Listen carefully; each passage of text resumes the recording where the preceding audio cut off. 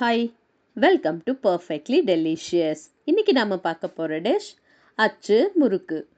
இதுக்கு தேவையான பொருட்கள் வாங்க இதை எப்படி செய்கிறதுன்னு பார்க்கலாம். முதல்ல இதுக்கு ஒரு அகலமான ஒரு பெரிய பவுல் எடுத்திருக்கேன். இதில் 2 கப்பு பச்சரிசி மாவு சேர்க்குறேன். இதை நான் வீட்டில் ரெடி பண்ண பச்சரிசி மாவு, நீங்கள் கடையில் வாங்கியும் யூஸ் பண்ணலாம். இதில் 1 கப் அளவுக்கு மைதா மாவையும் சேர்த்துக்கிறேன். கூடவே இனிப்புக்காக 1 கப்பு பொடிச்ச சர்க்கரையும் சேர்த்துருக்கேன். இதில் 1 கிளாஸ் அளவுக்கு தண்ணி சேர்த்து கலந்துக்கிறேன். கூடவே நான் இங்கே ஒரு மீடியம் சைஸ் தேங்காவை பால் எடுத்து வச்சுருக்கேன். அதையும் கூட சேர்த்து கலந்துக்கலாம். எனக்கு இங்கே 2 கப்பு தேங்காய் பால், 3/4 கப்பு தண்ணி தேவைப்பட்டது.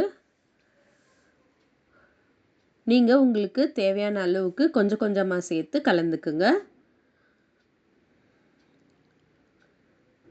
தேங்காய் பால் ஒரே தடவையாக சேர்க்காம கொஞ்சம் கொஞ்சமாக சேர்த்து பாருங்கள், இந்த பதத்துக்கு கரைச்சிக்கணும்.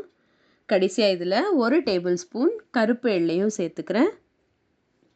அச்சு முறுக்கு செய்யும்போது வெள்ளை எள்ளை விட கருப்பு எள்ளு ரொம்பவே சுவையாக இருக்கும்.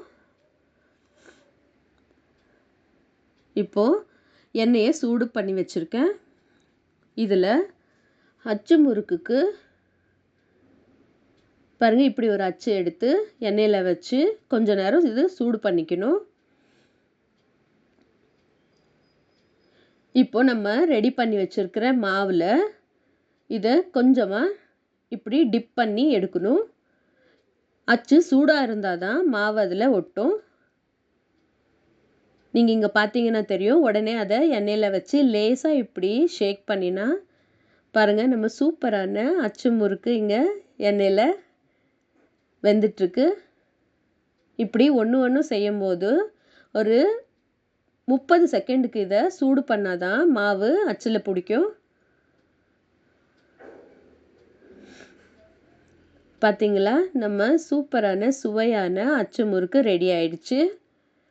இதை நீங்களும் ஒரு வாட்டி வீட்டில் ட்ரை பண்ணிவிட்டு எப்படி வந்ததுன்னு எனக்கு கமெண்ட்டில் சொல்லுங்கள்.